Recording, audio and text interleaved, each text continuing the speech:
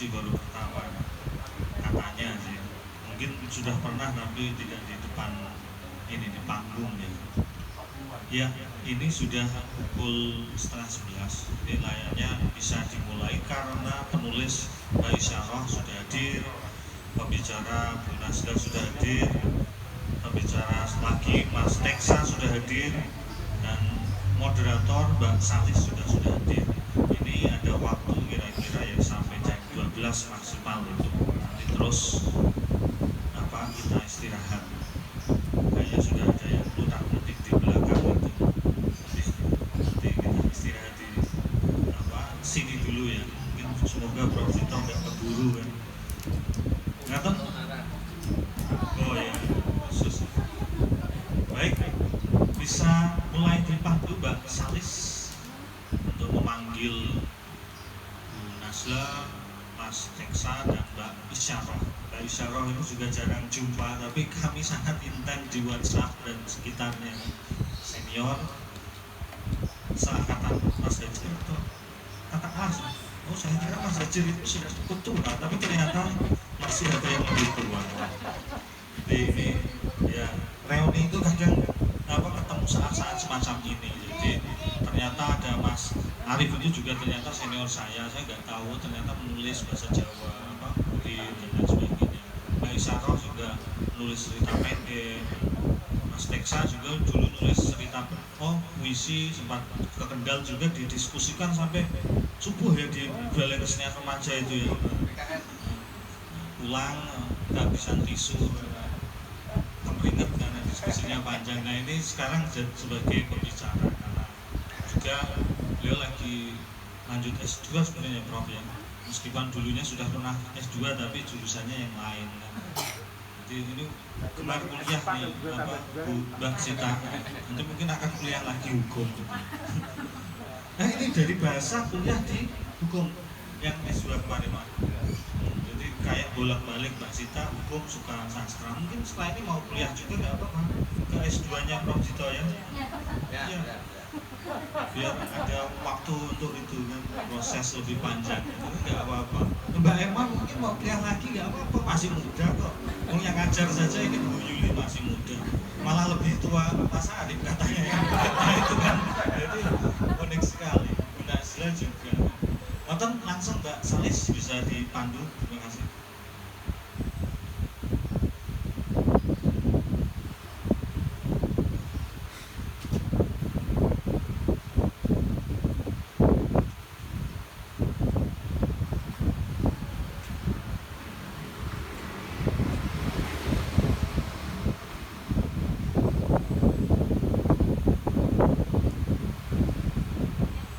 Assalamualaikum warahmatullahi wabarakatuh. Untuk obrolan buku yang ketiga ada Isyarah SPD.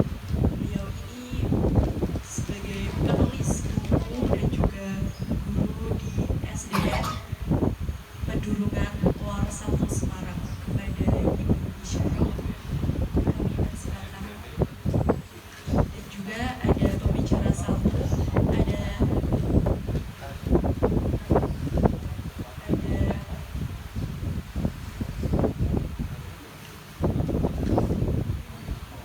Dr. Nasla Maharani Upaya, M.Hum. Beliau ini sebagai Kaprodi Magister Pendidikan Bahasa dan Sastra Indonesia Universitas PGRI Semarang. Kepada beliau kami silakan.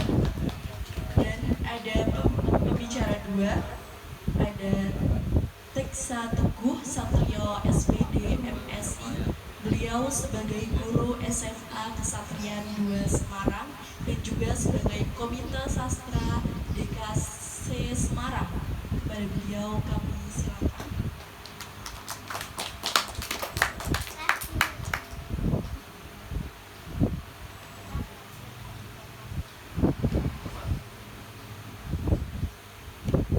Langsung saja kita mulai obrolan buku kumpulan cerpen penari sintren. Kepada Ibu Isyarah, saya kasih.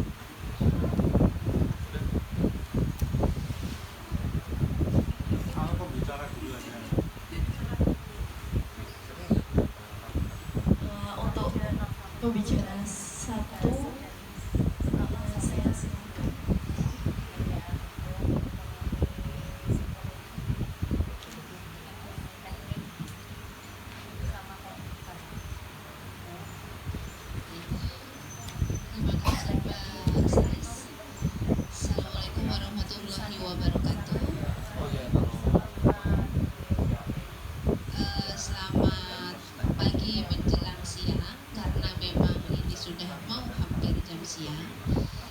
Terima kasih untuk penyelenggara yang menyelenggarakan acara ini dan saya disenggol. Saya tadi mendengar pertama sudah penulisnya dari Pedurungan, itu sebenarnya dekat dengan rumah saya. Saya di Sambiroto. Pedurungan dengan Sambiroto sebelahan. Jangan-jangan kita sering ketemu di Intan ya. Toko Intan.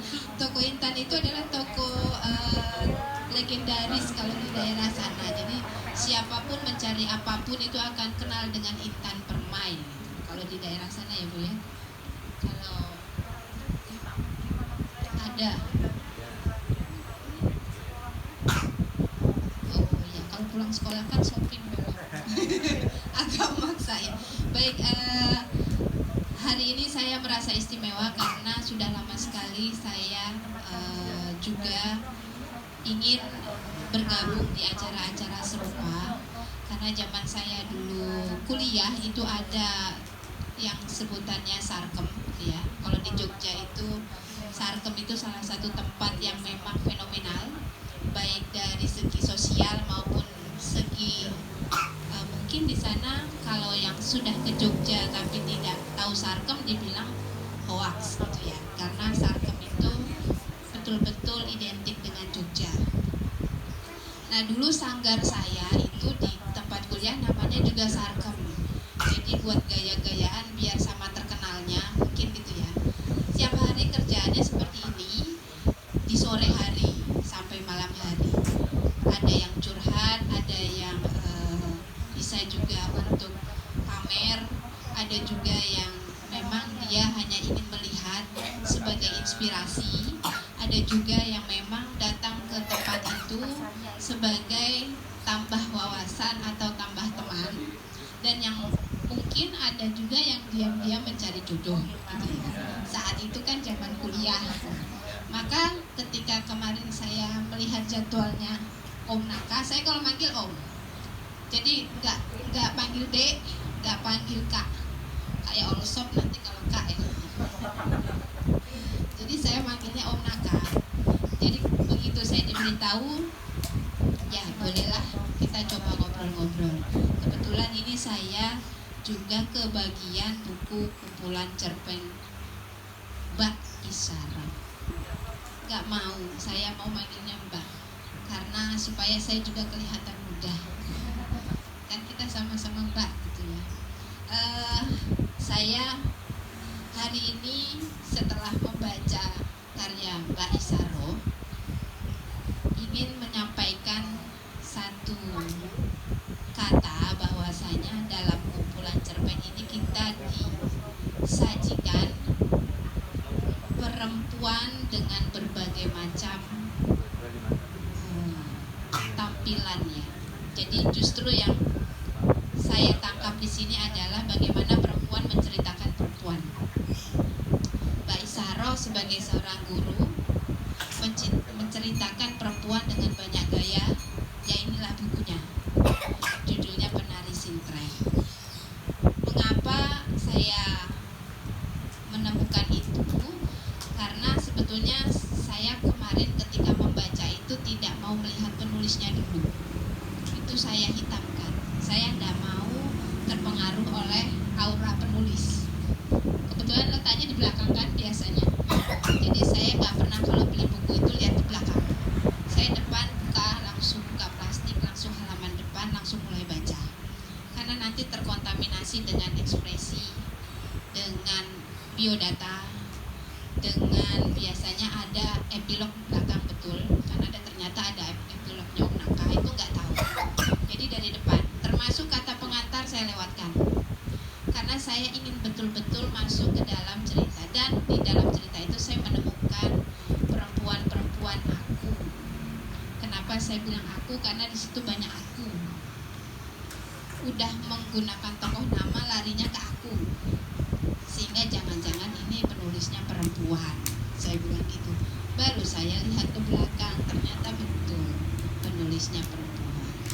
Tetapi jika teman-teman membaca miliknya Mbak Isaro, perempuan di dalam cerita itu ada beberapa pengkotakan ya kalau menurut saya. Jadi bertahap. Saya rasa itu menggambarkan tahapan-tahapan dari bagaimana temuan gambaran perempuan penulis yang dikelompokkan bersama, mulai dari mungkin beranjak dari karyanya yang pertama masuk ke dunia bumi. Itu menjadi pembuka bahwasanya perempuan yang disajikan di sini adalah perempuan yang cintanya patah hati. Itu the start. Lalu dilanjutkan dengan perempuan juga yang terlibat oleh dunia percintaan, yang juga sebelah tangan.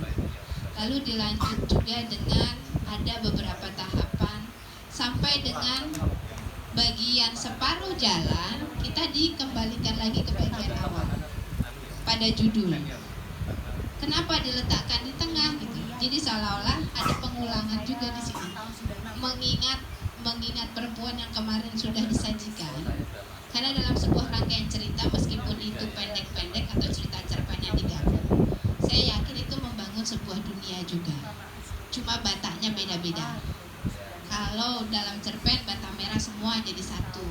Kalau ini ada bata merah, ada bata putih. Tapi siapa yang melarang untuk meletakkan ruangan dimanapun? Kan tidak ada yang melarang.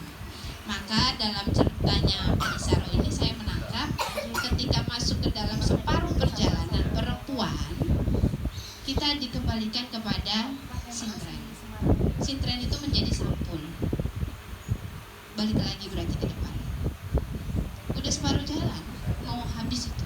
Udah mau habis itu. Itu di cerita ke-11 atau 10 kalau nggak salah. Udah separuh jalan dari berapa belas tuh? 15 ya. Nah, lebih dari separuh ya. Dia ke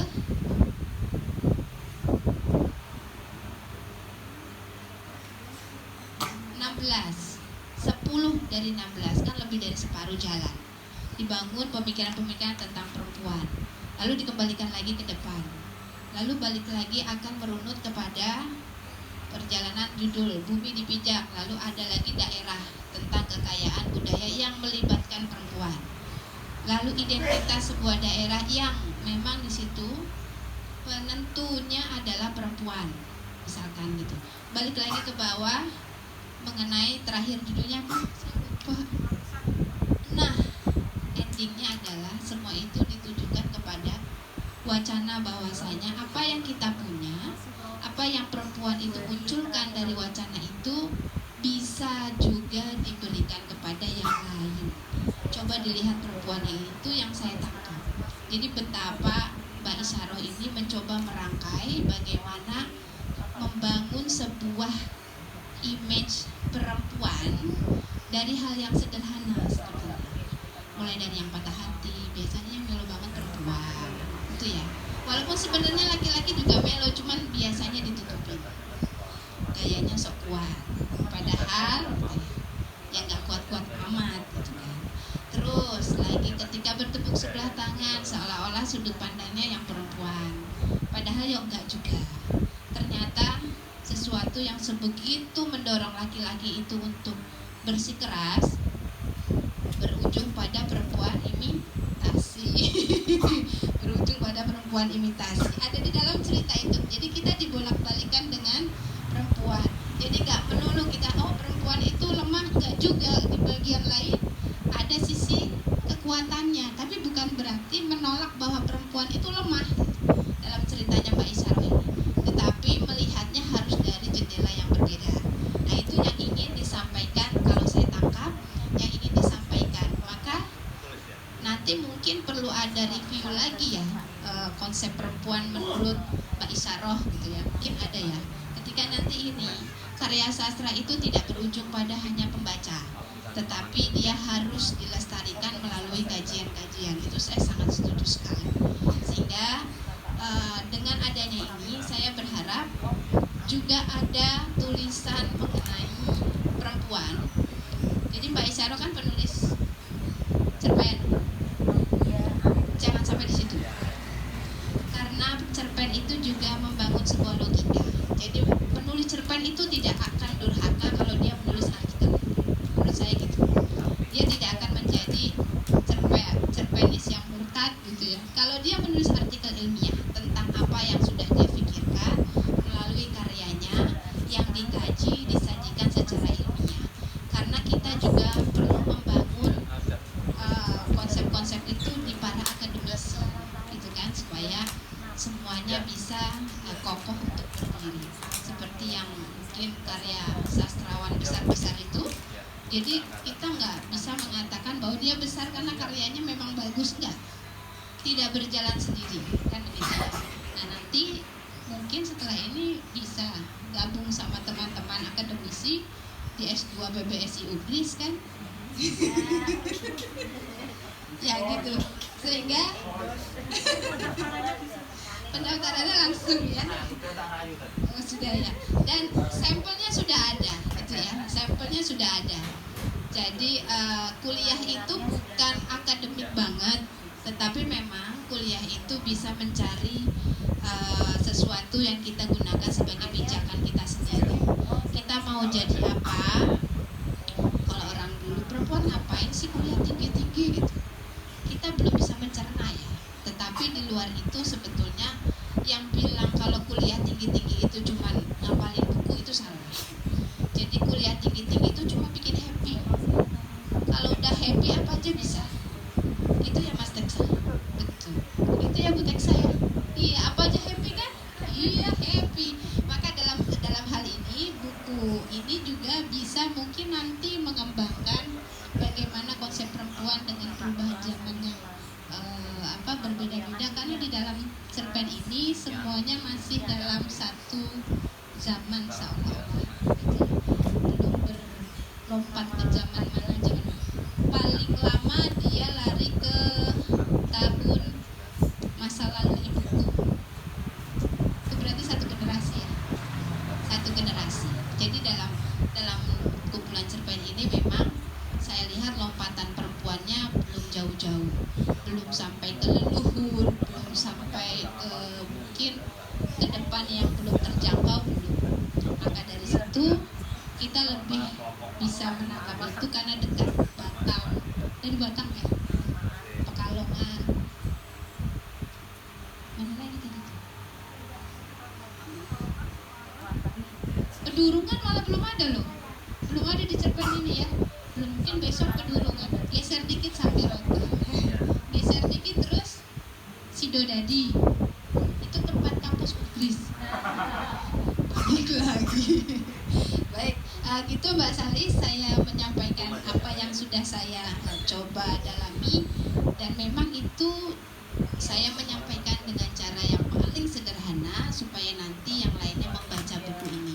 Kalau kepo-kepo jadi jangan dari saya semua gitu, atau dari penulisnya. Terima kasih, selamat siang, wassalamualaikum warahmatullahi wabarakatuh. Terima kasih Bu. Selanjutnya ada pembicara dua kita, ada Bapak Teksa Teguh Satrio SPD MSI. Menurut beliau tentang buku Penari Sintren ini apa sih isinya?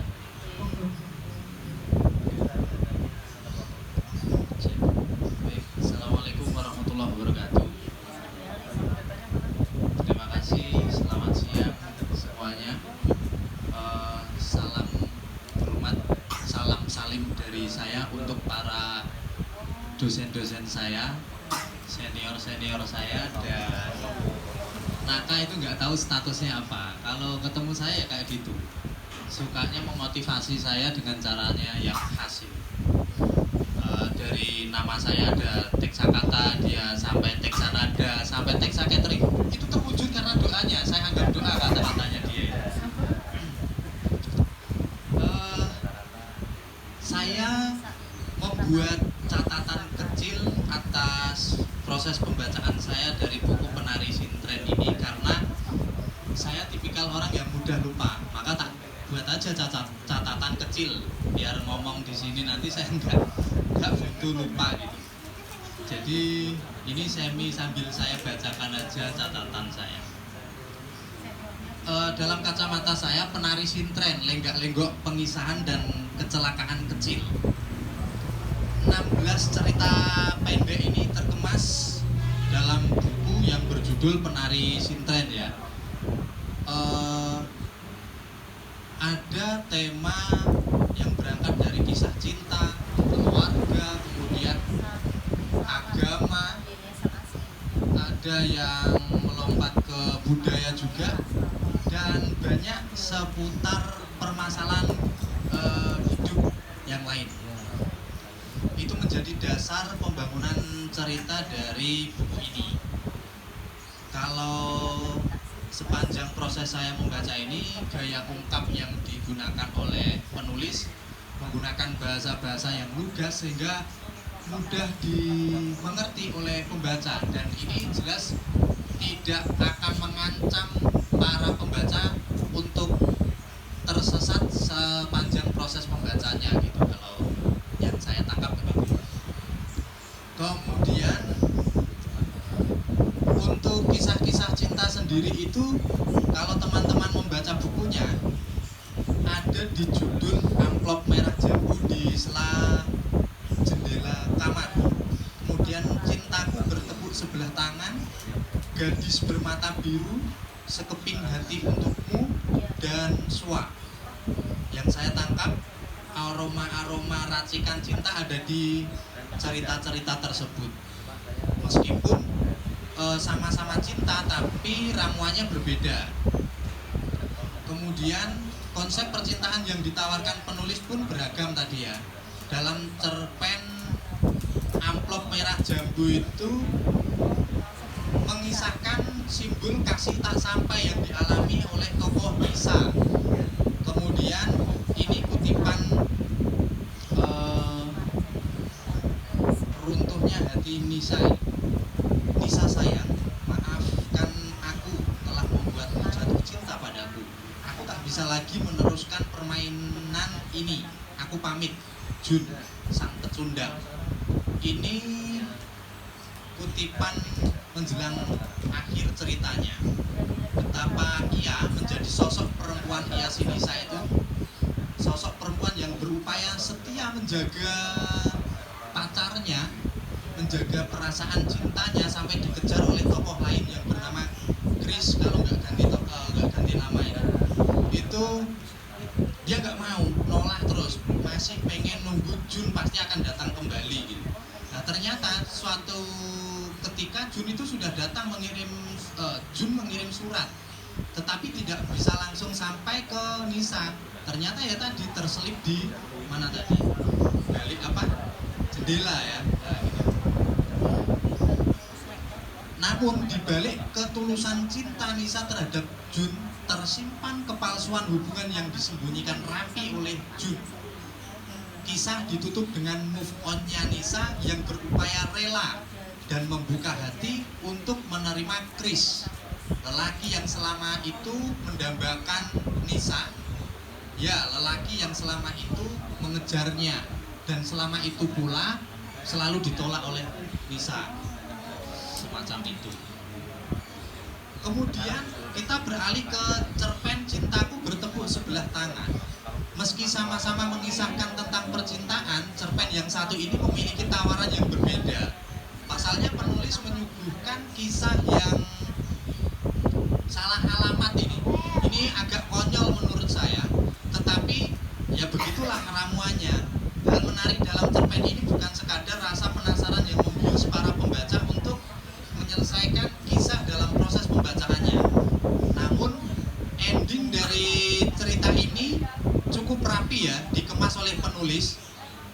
Dan kalau dibandingkan dengan cerpen yang lain yang sebelumnya, itu memiliki daya kejut di bagian ending. Begitupun beberapa judul kisah berlatar belakang cinta lainnya. Penulis yang saya tangkap itu sudah semakin enjoy untuk berlenggak-lenggok menyuguhkan tawaran-tawaran kisah-kisah yang lainnya. Kemudian setelah membaca ke-16 cerpen ini, yang awalnya saya mengira pilihan judul penari sintren ini adalah gong ya. Pilihan judulnya, mengapa kok penulis memilih buku ini dinamai sebagai penari sintren gitu. Tak pikir ini gongnya dari keseluruhan cerita yang dikumpulkan di sini. Ternyata kalau menurut pembacaan saya, justru malah gongnya itu kalau yang saya harapkan sebagai pembaca, bukankah pada cerita ini gitu, yaitu cerpen yang berjudul Pulanglah, yang lebih layak untuk dentuman buku ini. Karena jika pembaca penari sintren itu pembaca-pembaca yang sudah pernah membaca karyanya, misal karya yang agak mirip lah kalau dipaksa-paksakan ke arah cerita yang diusung oleh Ahmad Tohari, misal Ronggeng Dukuh Paru, itu pasti pembaca akan menaikkan ini pijakan untuk mencapai harapan kepuasan dalam menyelesaikan penari sintren ini gitu. Berbeda dengan cerpen Pulang. Kalau cerpen ini dibangun sedemikian rupa dengan ending yang menurut saya lebih nendang, kerasa nendangnya dan kena gitu loh di dada pembaca.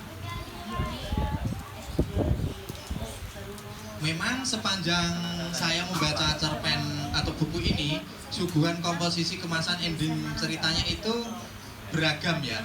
Terlebih pada cerpen berjudul Mahkota Untukku, Pulang, Sekeping Hati Untukmu, Sepasang Mata untuk Aziza.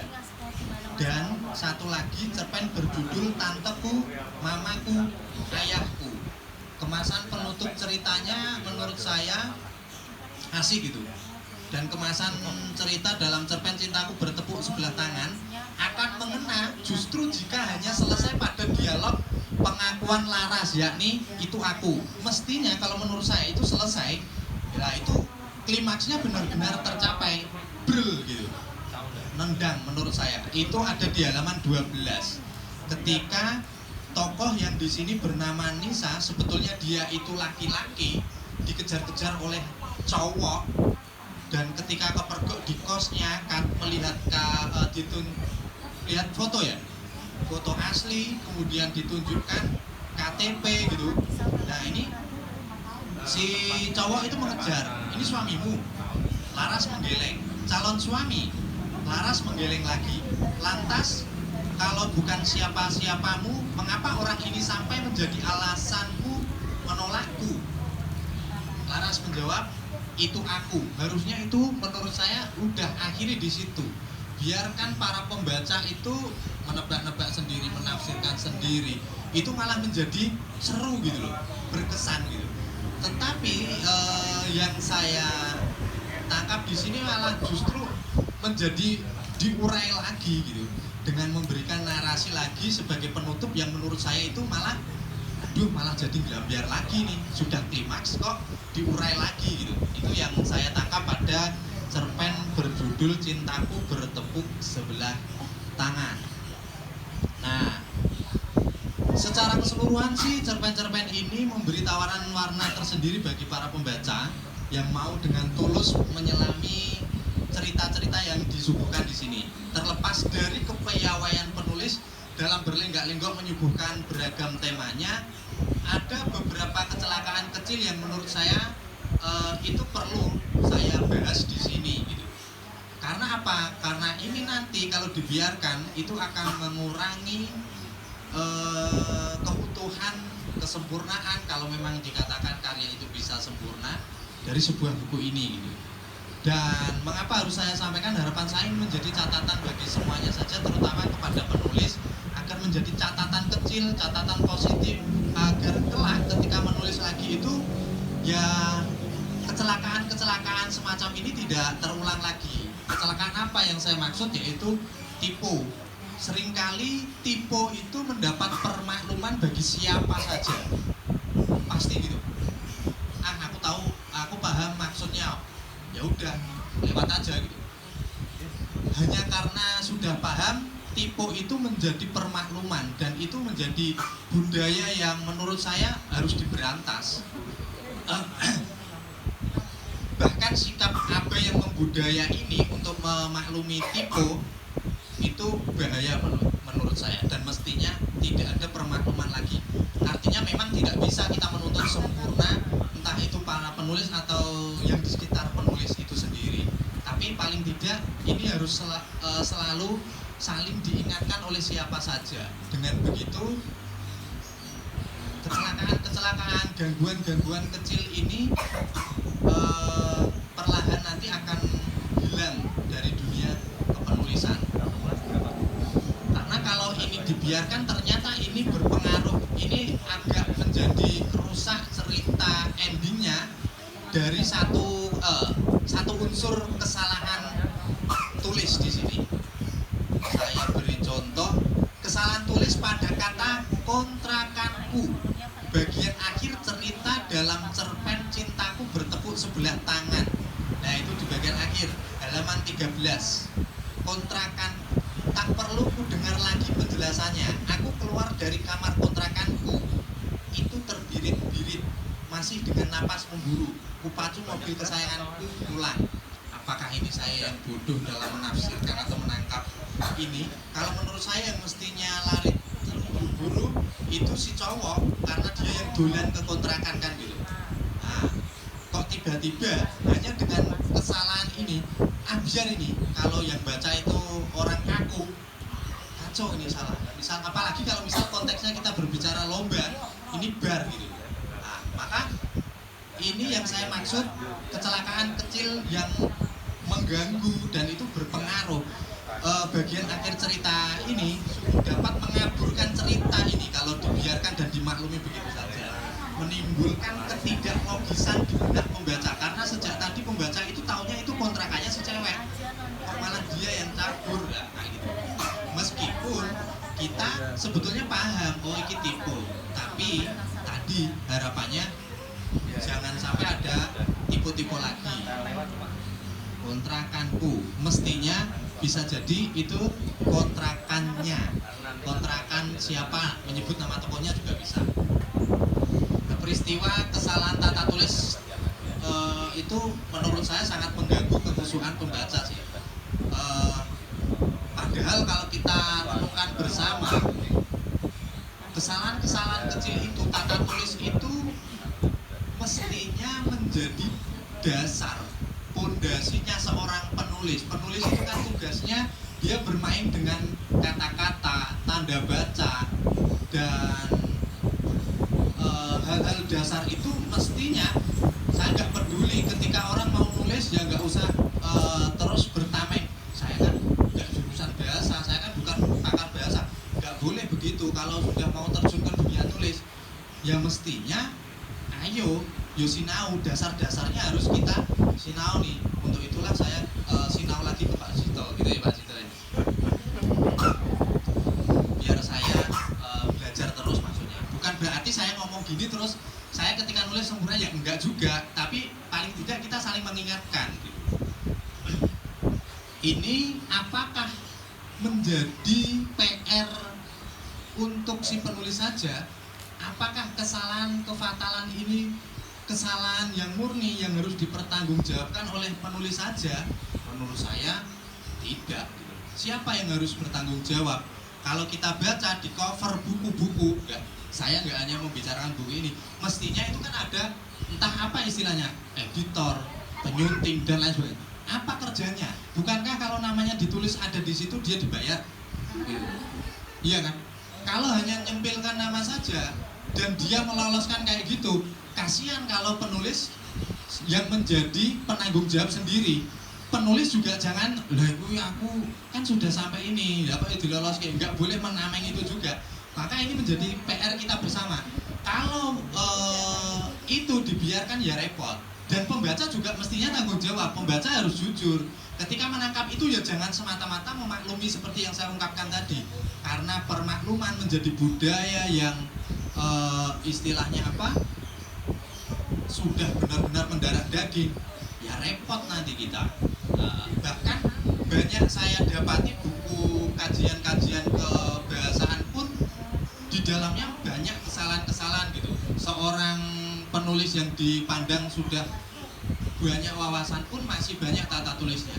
Nggak bisa kita salahkan beliau, apalagi dengan umur ya nulis nunak-nunuk gitu, pasti ada faktor lain yang menyebabkan, dan itu benar-benar harus kita upayakan untuk dicatat dan diminimalisir dengan berbagai cara. Ya caranya dengan ini, saling mengingatkan. Menurut saya itu sepanjang catatan saya perihal penari sintren yang kemasannya si penulis menawarkan banyak lengkap-lengkap pengisahannya sampai kecelakaan kecil yang saya dapatkan. Terima kasih. Assalamualaikum warahmatullahi wabarakatuh.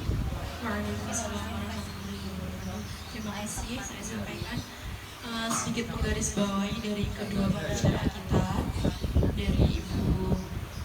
Ada perempuan, buku ini menceritakan seorang perempuan yang menceritakan perempuan dan juga menceritakan sebuah image perempuan secara sederhana. Dan juga 16 cerita ini menggunakan gaya ungkapan bahasa yang sangat lugas dan mudah dimengerti oleh pembaca, dan sehingga membuat baca penasaran dengan bacaannya sehingga ingin terus membaca hingga akhir cerita. Dan meskipun ada sedikit kecelakaan kecil begitu, coba kita ingin mendengar dari Ibu Isyarah sebagai penulis, bagaimana sih awal mulanya mulai menulis cerita-cerita yang ada dalam buku Penari Sintren ini.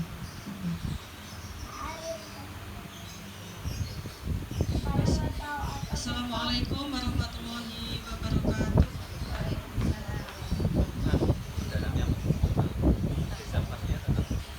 Sebelumnya, walaupun tadi sudah diperkenalkan, saya tak memperkenalkan diri lagi ya. Nama saya Isyarah, saya alumnus IKIP PGRI Semarang. Saya masuk 98, keluar 2002, jadi Mas Hajar itu adik kelas saya. Jadi saya lebih tua dari dia. Jadi dulu masih SMA ya Mas? Ada waktu itu, karena saya itu dulu bergaulnya tidak hanya dengan mahasiswa, juga dengan ibu kantin, dengan satpam, dengan bakul cilok. Ya semuanya itu Mas Hajar juga tahu. Baik, terima kasih. Ini saya datang ke sini itu tadinya ya agak takut-takut gimana gitu ya. Nah itu suhu saya. Saya manggilnya Hu aja, suhu. Karena apa? Walaupun usianya jauh lebih muda daripada saya, tapi kan beliau kan lebih suhu, jadi saya panggilnya Hu aja. Ini juga susah. Saya panggilnya Hu, pokoknya orang yang masih muda dan jauh lebih pintar dari saya tak panggil Hu semuanya ya. Nah, saya ini dari awal diberitahu oleh Bu Naka itu, saya sudah batin, wah kecekel kabeh. Nah beneran nih, kecekel semua. Tapi ya kalau tidak begini saya nggak tahu kelemahan saya. Terima kasih kepada saya panggil ibu nggak apa ya, kan panjenengan dosen. Nanti saya terima kasih kepada Mbak Nasla dan Mas Tiksa yang sudah membaca, dan tidak hanya membaca ya, membacanya itu membaca dengan pemahaman ya, sehingga saya sendiri juga kadang kaget, oh ternyata seperti itu. Untuk yang pertama kepada Mbak Nasla, ini sebetulnya saya tidak sengaja untuk membuat buku ini seakan-akan suara perempuan, karena sebenarnya saya sendiri sampai sekarang ini, nah ini kelemahan saya, lebih suka menulis dengan point of view aku, dan aku itu perempuan ya. Mungkin karena kalau saya menulis dengan sudut pandang laki-laki, saya kurang memahami jiwa laki-laki gitu ya, beda dengan perempuan. Itu kelemahan saya. Nah, kelemahan saya yang kedua itu kurang mengeksplorasi tempat-tempat yang lain, sehingga ya di tulisan-tulisan saya itu tempatnya tidak jauh-jauh dari Batam, Pekalongan, Semarang. Itu kan tempat-tempat yang saya kenal betul. Jadi kalau untuk menulis tempat lain itu kan saya butuh riset yang lebih jauh. Kemudian ini adalah buku pertama saya, di mana saya itu dulu pernah menulis waktu masih kuliah ya Mas Hajir. Kemudian lama sekali, berpuluh tahun, ya hampir 20 tahun saya tidak pernah menulis. Kemudian ada yang mengajak saya, ini teman saya sudah saya hubungi, rumahnya Kaliwungu, tapi belum datang juga. Teman saya itu Mbak Dwi yang sekarang ngajar di SMP 2 Kaliwungu, mungkin ada yang kenal. Nah, dia itu dulu yang mengajak saya, ayo kembali menulis. Ayo kembali menulis, kamu kan dulu menulis, mengapa sekarang tidak? Mulai dari situ sedikit-sedikit saya mulai nulis, kemudian berhenti lagi. Terus tahun 2019 yang pelatihan buku Tami di BPJT itu tahun 19 ya. Nah, itu saya mulai lagi dengan ilmu yang baru, karena lama tidak belajar, lama tidak berlatih kan. Jadi seperti mulai dari baru lagi. Nah, ini karena keterbatasan saya menulis cerita-cerita itu, saya selalu menggunakan point of view aku sebagai seorang perempuan. Ya kadang-kadang saja menggunakan point of view-nya laki-laki, tapi jarang, karena saya merasa lebih dekat ya, karena saya seorang perempuan dan itu yang saya alami, misalnya seperti itu. Kemudian ini kebanyakan adalah kisah nyata gitu yang saya dramatisir, saya tulis ulang dengan sedikit hikmah gitu. Ini kadang-kadang saya baca sendiri itu juga kadang kok gini ya tulisan saya. Ini memang tidak membuat sebuah tema ya. Jadi dari ke-16 judul ini memang tidak ada benang merahnya, karena saya mengumpulkan dari berbagai tulisan saya dan untuk berbagai kepentingan. Jadi misalnya yang ini, yang amplop merah jambu di sela jendela kamar, ini ketika saya buat tulisan ini dalam rangka lomba gitu ya, yang diadakan oleh sebuah penerbit yang temanya ya percintaan seperti ini. Kemudian Cintaku Bertepuk Sebelah Tangan, ini idenya juga sebetulnya ide receh dari cerita-cerita orang, itu biasa cerita omong kosong seperti itu. Kemudian saya punya ide untuk dituliskan. Kemudian seperti Kau Ngada Aku Akan Pulang, itu juga untuk sebuah tujuan tertentu, yaitu untuk waktu itu ada lomba menulis dengan tema budaya ya. Tetapi ternyata bukan itu yang bukan cerita saya itu yang diminta oleh penyelenggara gitu. Jadi saya tetap masih ke intinya, masih tetap ke percintaan. Nah, kemudian kenapa Penari Sintren ini yang saya jadikan judul untuk buku ini, dan ternyata bukan gongnya. Ini karena saya membuat, ketika saya menulis Penari Sintren ini, saya betul-betul melakukan riset yang agak lama. Jadi Jadi menurut saya dari 16 cerita ini penari sintren itu yang risetnya paling susah gitu, paling lama, karena ini kan sintren yang seperti saya tuliskan ini sintren yang klasik ya. Sekarang ini sudah hampir tidak ada. Sintren sekarang itu tidak ada unsur magisnya, tidak ada unsur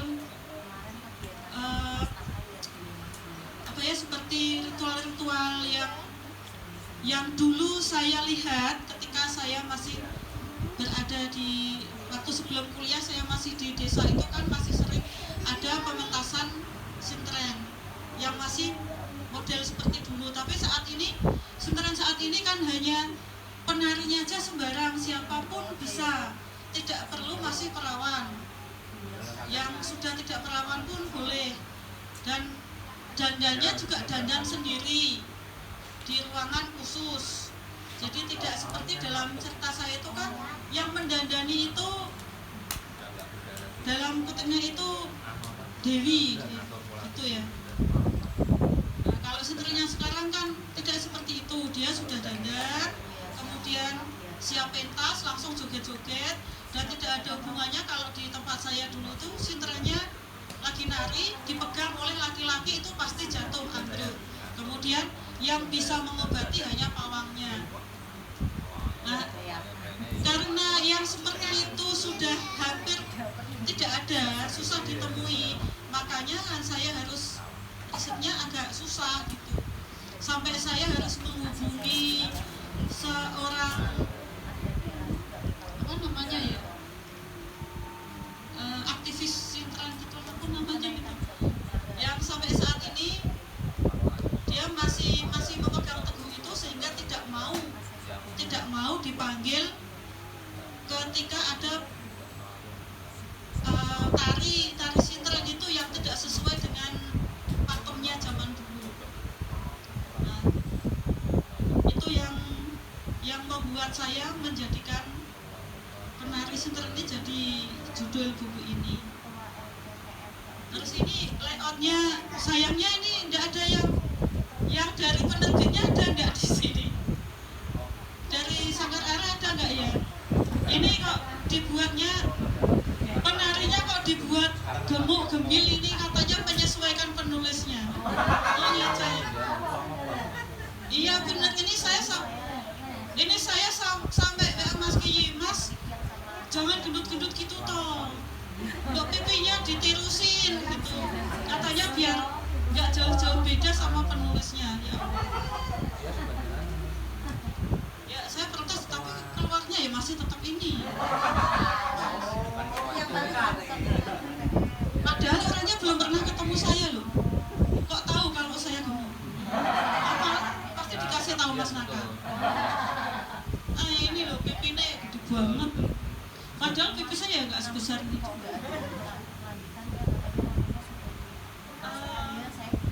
Kemudian ini penerbitan buku ini selain dari digriseni oleh Mas Naka, ditanya terus saya kapan mau menerbitkan gitu. Akhirnya ya sudah, saya cari 16 judul untuk saya terbitkan.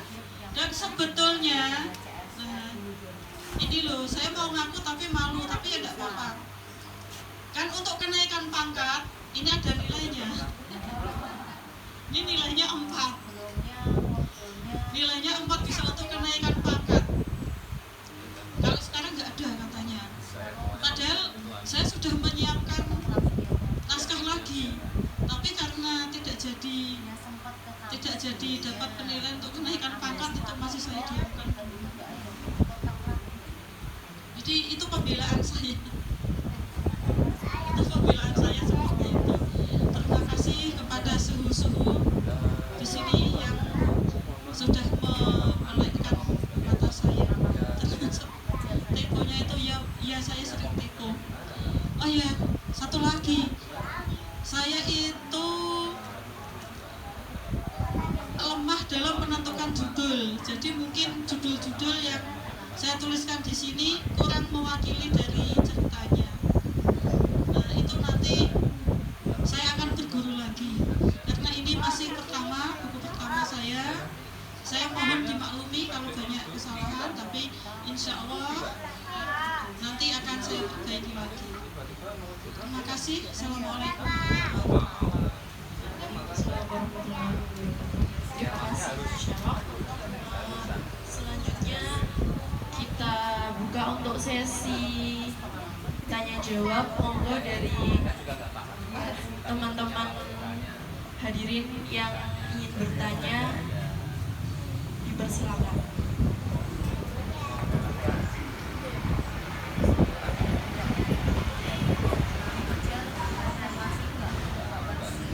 Monggo dari teman-teman, adakah yang mau bertanya?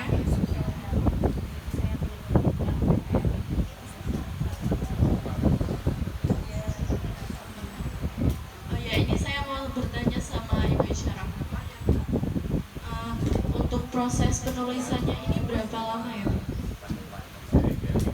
Ini saya mengumpulkan itu kira-kira satu tahun mungkin ya. Hasil tulisan 1 tahun yang tadinya saya simpan, kemudian saya kumpulkan lagi. Jadi buku ini kira-kira 1 tahun.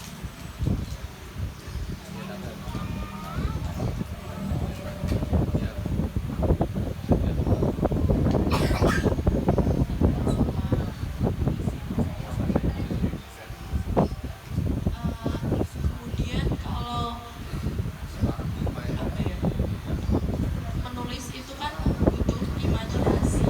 Nah, bagaimana cara memunculkan imajinasi tersebut untuk dituangkan dalam cerita-cerita yang Ibu tulis?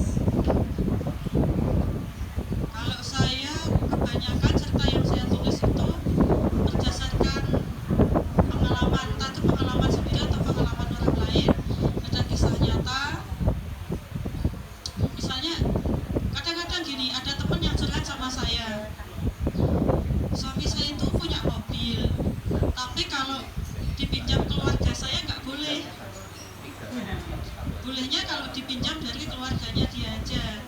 Nah, itu saya dengarkan curhatnya dia. Terus nanti di dalam benak saya, wah menarik ini buat ditulis. Nah, akhirnya saya tulis. Misalnya, jadi kadang-kadang ada orang yang curhat itu malah itu saya rekam untuk saya tulis. Jadi, Mbak mau curhat apa nanti saya tulis. Boleh nantinya dijadikan buku. Jadi berawal dari curhatan teman begitu ya Bu, sehingga dituliskan dalam sebuah cerita. Ya kadang saya melihat nggak cuma curhatan orang ya, misalnya saya melihat ini ada teman saya misalnya dengan misalnya dengan hubungan dengan pasangannya seperti ini gitu. Nah, kan saya tidak berani komentar, saya nggak berani mengomentari, apalagi pada orangnya langsung. Saya menghibah dengan orang lain juga kadang tidak berani. Ya saya beraninya ditulis dalam cerpen. Kan misalnya dia baca, dia nggak bakal tahu kalau itu ceritanya dia. Cuma kok mirip aku ya, padahal ya memang ceritanya dia yang tak tulis. Ya, berarti dari cerita-cerita yang ada di sekitar Ibu dituliskan dalam sebuah cerita buku begitu. Iya. Terkadang kebanyakan idenya dari situ. Saya apa yang saya lihat, apa yang saya dengar, itu kemudian saya tulis. Daripada menghibah ya, menghibah dengan orang lain kan selalu lebih baik menghibah sendiri, kemudian suruh orang lain baca hasil hibahan. Kalau gitu boleh enggak ya? Boleh enggak Pak? Boleh. Yang penting ada karyanya. Oke, dari teman-teman ada yang mau bertanya? Monggo, Pak Nata.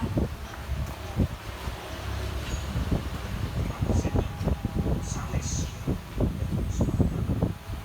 Ini tuh Mbak Syarok. Terima kasih sudah hadir. Sempat juga waktu itu memang proses pembuatan saja sudah berbeda saja. Tapi nanti ketika saya mendengar mau menerbitkan lagi karena ada nilainya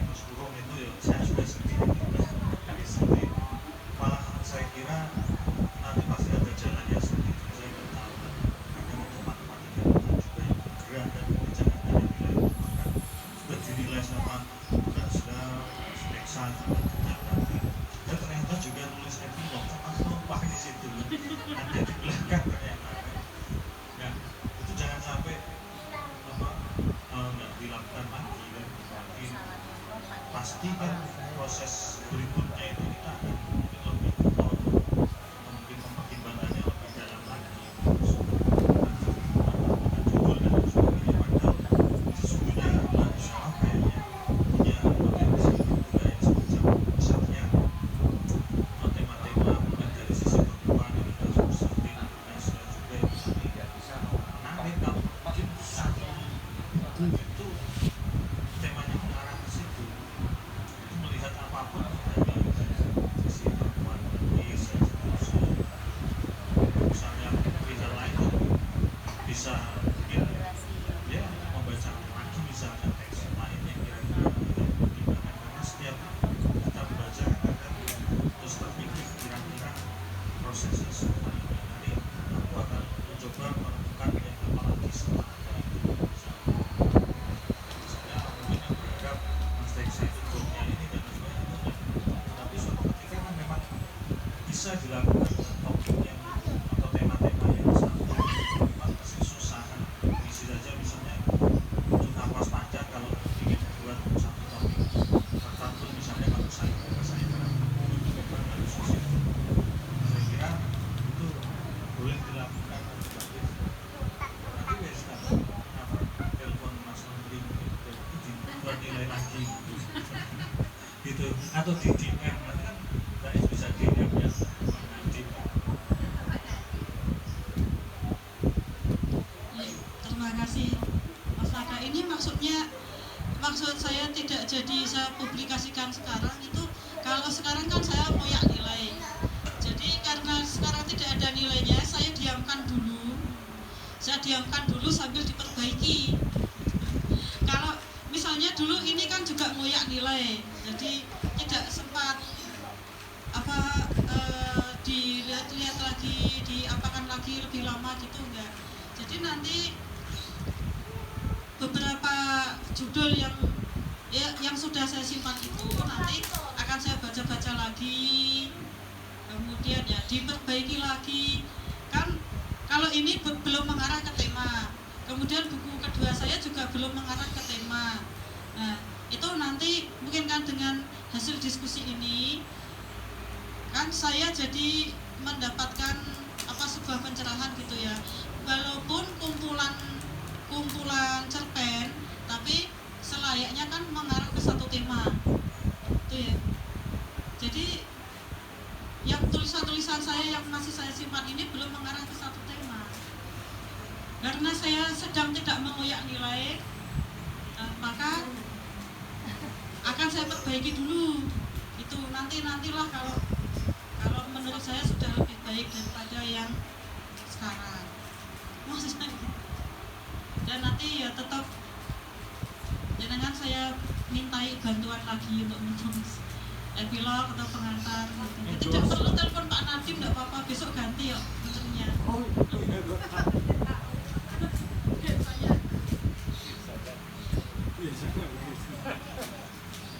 Minta endorse Mas Ejit nanti.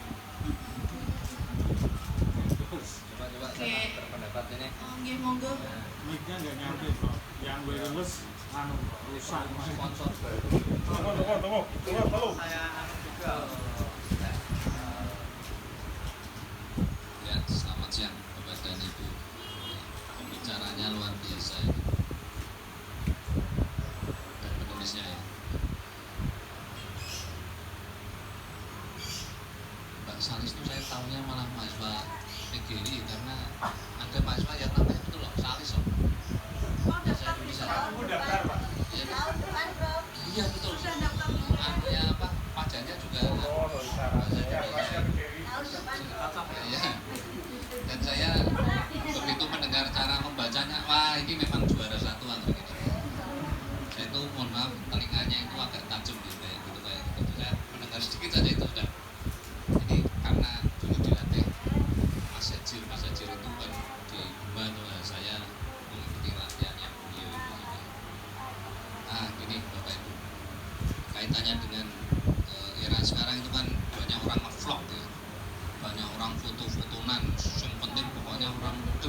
terus vlog diunggah, foto diunggah, yang penting diunggah gitu ya.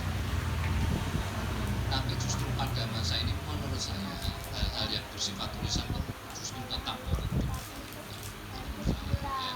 Jadi orang nulis itu ya semacam katarsis gitu ya, daripada ada persoalan kita ngevlog berwi langsung diunggah tanpa diedit, malah bisa jadi perkara hukum ya sebenarnya ya. Saya melihat banyak kejadian-kejadian yang di situ kan karena media sosial ya, jadi juga kayak menyampaikan isi hatinya tapi sudah disampaikan sudah ke media sosial yang bisa ditonton di permukaan. Ini kan semacam kalau ditulis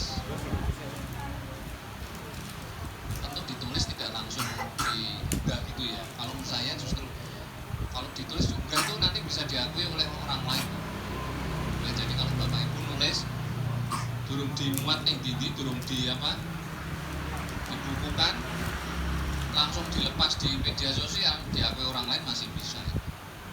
Jadi menurut saya justru sekarang tentu perlu editor. Itu sakit kalau nggak ada editornya rasanya nanti Mas Naka gimana coba ya perlu Mas Naka benar tugas itu justru jadi menurut saya kekuatan sekarang pada tulisan itu, utama makna tulisan itu. Saya kira generasi memang sekarang muncul generasi yang lebih muda, dia nggak lagi dia tidak lagi butuh sesuatu yang bersifat kertas, tapi yang kertas pun saya kira itu tetap masih berguna, bukan berarti tidak berguna. Nah, ini mungkin kaitannya dengan tadi yang rencana nulis pakai huruf Jawa gitu ya. Itu bagus, eksklusif, tapi saya sepakat dengan Bu Yuni perlu jadi perlu yang tulisan Latin juga supaya pangsa pasarnya itu luas. Maksudnya di luar dari yang paham tentang tulisan Jawa bisa menjadi lebih memahami maknanya juga. Saya jadi ingat pidatonya Prof. Teguh itu ditulis dalam 3 bahasa. Jawa, Indonesia, Inggris. Hurufnya menggunakan huruf Latin. Kalau pakai huruf Jawa nanti kangelan nulis. Ya kan ada pakai Jawa.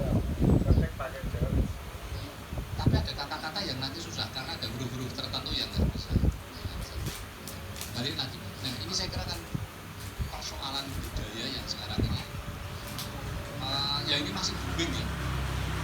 Audiovisual kan masih booming, tapi saya yakin ini masih dikembangkan di dan kalau nggak ada yang nulis gini, lanjur apa dewi mas neliti apa ya mas Teguh ya kan.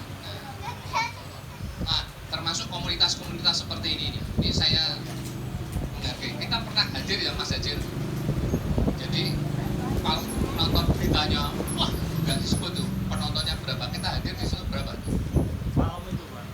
Malam enggak, beberapa tahun yang lalu saya dengan Mas Hajir penontonnya hanya 5 Mas. Tapi kalau kita nonton di berita kan diberitakan ya seolah-olah besar. Jadi yang kayak gini tetap harus jalan, itu bagian dari kebudayaan. Dan salah satu kebudayaan selain lisan sekarang itu adalah tertulis. Ya, meskipun sekarang kan jargonnya tidak ada gambar hooks. Lanjut berarti kan yang ditulis hooks. Itu orang menggambari ya. Saya kira itu yang saya sampaikan. Terima kasih. Selanjutnya ada yang mau bertanya?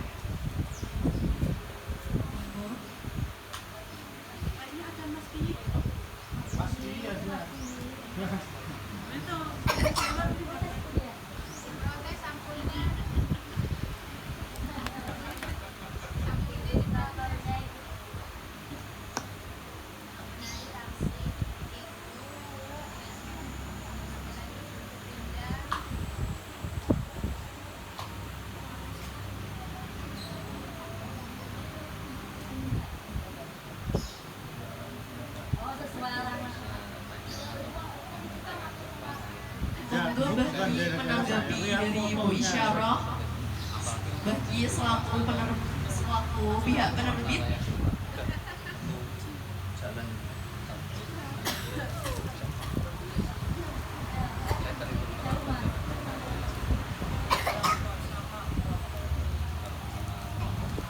Sambung ada foto yang dengan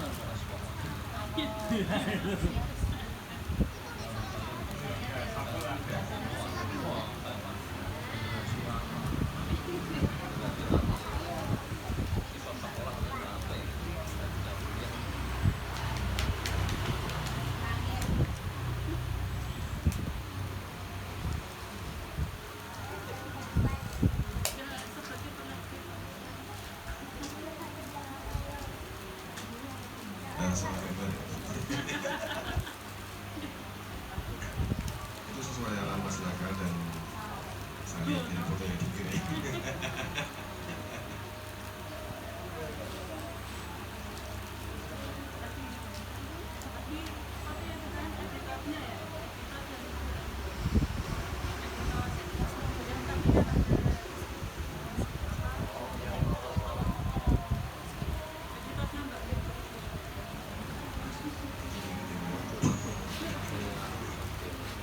Jadi ini aman. Ya. Mantap.